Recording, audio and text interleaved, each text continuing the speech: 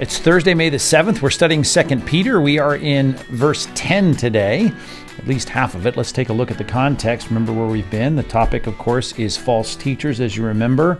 We had all these dependent clauses that started in our English text with if, and the way that God had judged the unrighteous and saved his people in the midst of all that. And then we ended with this great reminder that the Lord knows how to rescue the godly from trials. That was verse number 9. And to keep the unrighteous under punishment. That's the day that's coming. It's so sure that it's stated as though it's here already. And then we have verse 10. This is our verse today, verse number 10.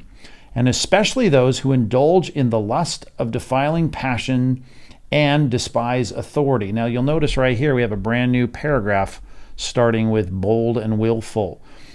And they do not tremble as they blaspheme the glorious ones, and then comma, and on goes the sentence. So what's with this here? We've got a division here that doesn't seem to follow the verse. Well, let's talk about that distinction here by talking about Stephanus. Stephanus was the first one to publish a Bible, a Greek New Testament in this case, with the verse numbers in it.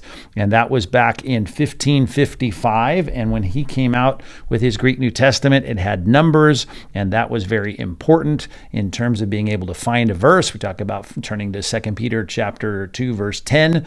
We had already had chapters all the way back to Langton, the Archbishop of Canterbury, in 1727, at least in the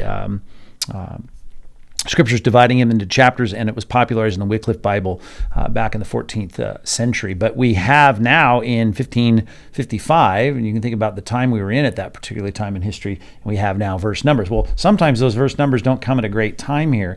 As a matter of fact, or in a great place, I should say.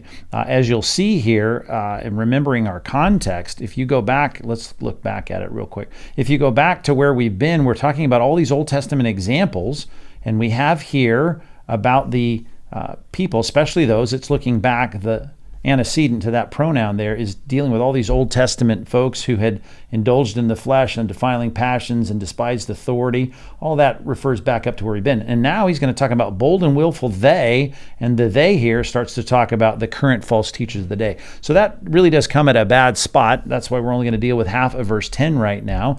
And Stephanus can only be expected to get the verse divisions in a good place in 99% of the places, and sometimes they don't come in a good place. I don't know, I've never done the statistics, but it's, he did a pretty good job.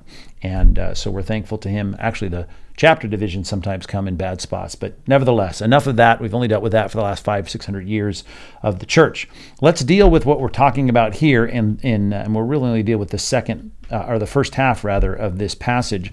But I want to talk here about those as he looks back, and certainly it applies to the present, but those who indulge in lust. That word lust is really a word, when we translate it that way, epithumia is the Greek word, we are usually referring to it in a bad sense. But there are passages in the Scripture, for instance, this one in 1 Timothy, where we know that the desire itself, the strong passion, and that's a good word, passion. We use that passion both in a positive and a negative sense, probably today more in a positive sense. But here's a passage in 1 Timothy chapter 3 about, same word, epithumia, desire to be in the office of overseer, to be a pastor, an elder, an overseer. That is a noble task that he is epithumiaing, he's desiring.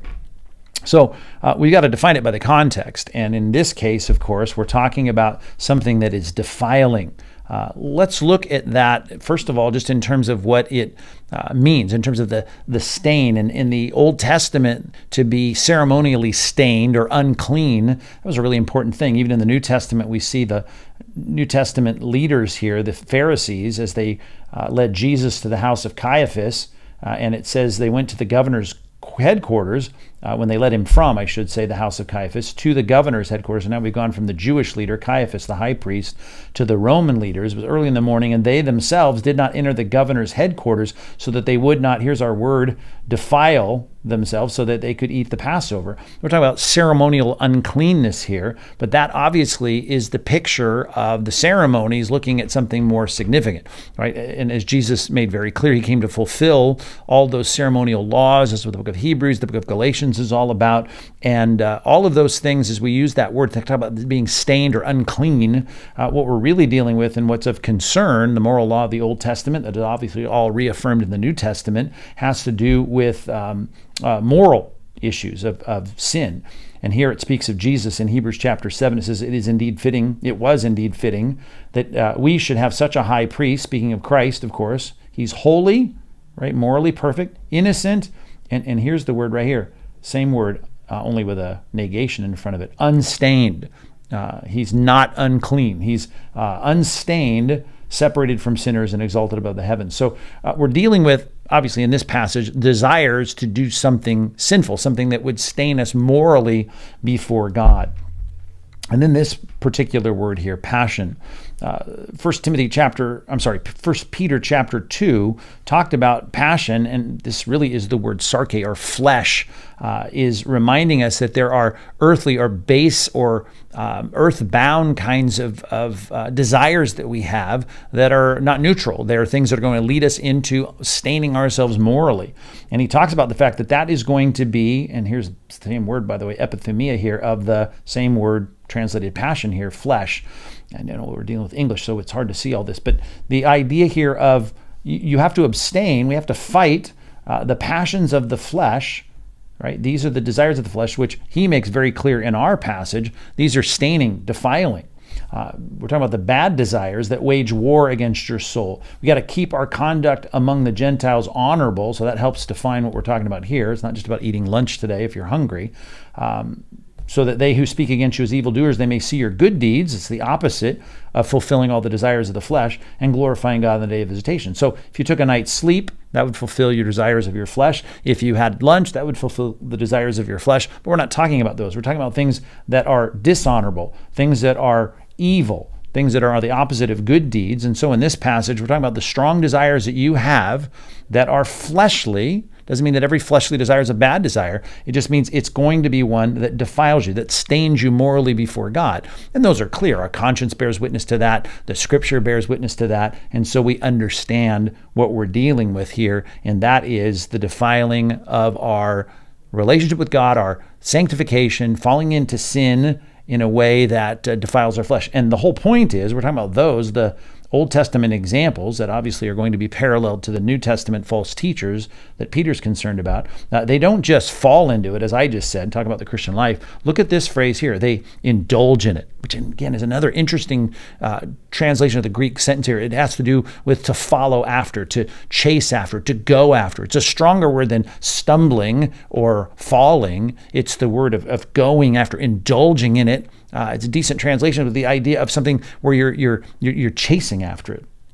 Matter of fact, over here in Jude, which is obviously a parallel letter in many ways because it talks about the false teachers of the first century, it talks about these false teachers of the day, walking in the way of Cain. And I talk about that word a lot, peripateo in Greek, the idea of just your course of life. But then it adds to, it says, and they abandon themselves. And this Greek word here, the idea of abandoning yourself, has to do with, it's usually translated, akeo is translated to pour out. I mean, to dump it out, to fall into it, not fall into it, to pour into it. You're going to go after it. And they're going after what? They're going after the gain of Balaam's error, trying to get money out of their teaching. I'm going to teach this way so that I can get money, but I'm giving myself over. I'm pouring myself into this desire for money, in that case, and greed.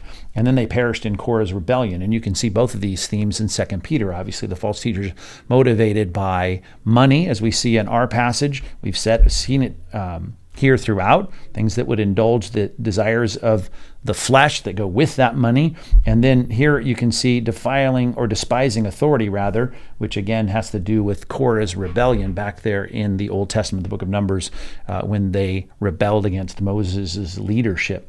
But I just want to make the point in this passage is this has to do with a running into, akeo, to dive into, to pour myself into, to go after it. And that's the sign of the false teachers. These those in the passage that reflect the Old Testament examples of the sinning angels or the people in Noah's day or the people in Sodom and Gomorrah. They just ran after it. They went after it. Now, when you talk about that concept of run, I don't want to be silly here, but, and again, maybe this dates me in terms of my generation, but the idea of watching Wile E. Coyote go after the Roadrunner, you always picture him running, which of course he was always running, trying to catch him, sometimes strapping himself to a rocket or whatever to catch the Roadrunner. Never successfully in the cartoon. But there was always something he did before he went to run. And it's captured so well in those cartoons. Let me give it to you right here. He gets himself ready to go. He kicks up his foot like a baseball pitcher. He gets his elbow up high. And this picture right here of saying, I want to go here, and I'm not just being dragged into it. Right? It's not like the fleshly desires are pulling me there. It's like I'm getting ready to go. I'm raising up and I'm ready to launch into it. That picture, I think, is so helpful. Look at this text here in Numbers. That's the imagery used in the Old Testament in distinguishing two kinds of sin. And we use this word in ways that I think is less than what it's meant to be here. It talks about those, you should have one law for him who does anything unintentionally. You didn't sit down and plan it and drive into it, pour yourself into it. For him who is native among the people of Israel, or the stranger, the sojourns among them. But the person who does anything, look at this phrase here, with a high hand, whether he's a native or a sojourner, reviles the Lord. I mean, you're just picking up your hand and you're doing it. Now, there's a sense in which you pick up your hand and you do that thing. And I can't get, by the way, in my mind, away from this childhood picture of the high-handed, I'm ready to run into this thing. That's the difference. The false teachers, both of the Old Testament examples and the New Testament realities, are those that have that high-handed driving into sin. High-handed. And it says because they've despised the word of the Lord. They didn't just stumble and what we would say unintentionally stumble into sin. They just said how they crafted. As David said, there are those who ponder wicked on their beds. They're figuring out how to do this, and that's the characterization of these who are high-handed in their sin. They indulge in the lust of the flesh. And this is all we'll get today, but this bottom phrase here, and they despise authority. That word despise, I talk about it a lot whenever I'm in Hebrews chapter 12, kata phreneo.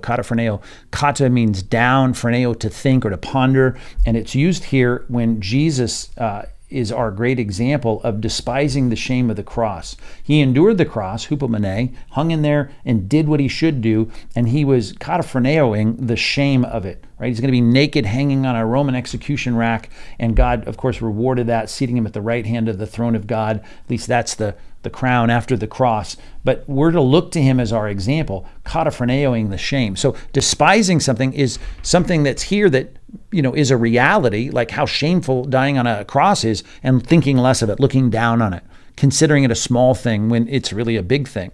And that's the idea here of authority, which that word, by the way, is the word Lord, lordship, the idea of despising lords, the people that have authority in the world. He's going to go on to talk about blaspheming the glorious ones, and that's angels, and we'll get to that tomorrow. But the idea of our text is saying you got people that have authority in this life and in people, and they think less of it. They kataphreneo that authority. And that's never a good thing. Matter of fact, a sign of godliness in Peter's first epistle is always to, hupotasso, to put myself under in a willing way, the submission, to subject myself for the Lord's sake. I'm doing this for God, to every human institution, whether it's the emperor, who was Nero at that point, a terrible leader morally, as supreme, he's the supreme leader of the Roman Empire, or governors sent by him to punish those who do evil and to praise those who do good. For this, what is it? Subjecting myself to human institutions. It says, is the will of God that by doing good, that's the good of submitting myself to authority, you should put to silence the ignorance of foolish people who are always ripping on Christians. As Proverbs says in the Old Testament, he says, my son, fear the Lord. That's what we're doing for the Lord's sake. Fear the Lord and the king, as imperfect as the king was, whoever that might be in Solomon's day. And Solomon was imperfect, as we're reading in our DBR and our daily Bible reading. And he says, and do not join with those who do otherwise. In other words, we've got to be with people who recognize the importance of authority, earthly authority, and that's one of the marks of the false teachers. These people are those who they indulge in the kinds of things that make them satisfy their sinful desires. It defiles them, their passions, and they despise authority. And that is the sign of all these Old Testament examples. He's then going to look to the New Testament false teachers in the present era, in the first century, and he's going to go on to talk more about who they are. So I hope this is helpful and a little bit insightful. I know we went a few layers deep on some language issues and even a couple other things, but I threw in a cartoon in there, so maybe that helps to balance it all out. Thanks for joining us. Be sure to subscribe. We'll be back tomorrow with more on 2 Peter.